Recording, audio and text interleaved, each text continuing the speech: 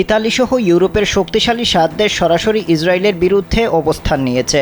ইতিমধ্যে তারা ইসরায়েলের প্রধানমন্ত্রী বেনিয়ামিন নেতানিয়াহুকে গ্রেপ্তারের ইঙ্গিত দিয়েছে। সংবাদ মাধ্যম নিউজউইক জানিয়েছে, গাজায় যুদ্ধাপরাধ এবং মানবতাবিরোধী অপরাধের অভিযোগে ইসরায়েলের প্রধানমন্ত্রীকে গ্রেপ্তারের জন্য আন্তর্জাতিক অপরাধ আদালত বা আইসিসি যে গ্রেপ্তারি পরোয়ানা জারি করেছে তা বাস্তবায়ন করবে ইউরোপের এই দেশগুলো। ইউরোপীয় ইউনিয়নভুক্ত এই দেশগুলো হলো Italy, Netherland, Switzerland, Ireland, Sweden, Belgium এবং নরওয়ে। আইসিসি পরোয়ানা জারির পর যুক্তরাষ্ট্র ইসরায়েলের পক্ষ নিলেও পশ্চিমা বিশ্বে মিশ্র প্রতিক্রিয়া সৃষ্টি হয়েছে। ফ্রান্সের পররাষ্ট্র মন্ত্রণালয়ের মুখপাত্র ক্রিস্টোফে লেমুনি আইসিসির এই গ্রেপ্তারি পরোয়ানাকে জটিল আইনি ইস্যু বলে মন্তব্য করেছেন। তবে নেতানিয়াহু ফ্রান্স সফরে গেলে তাকে গ্রেপ্তার করা হবে কিনা সে ব্যাপারে তিনি কোনো মন্তব্য করেননি।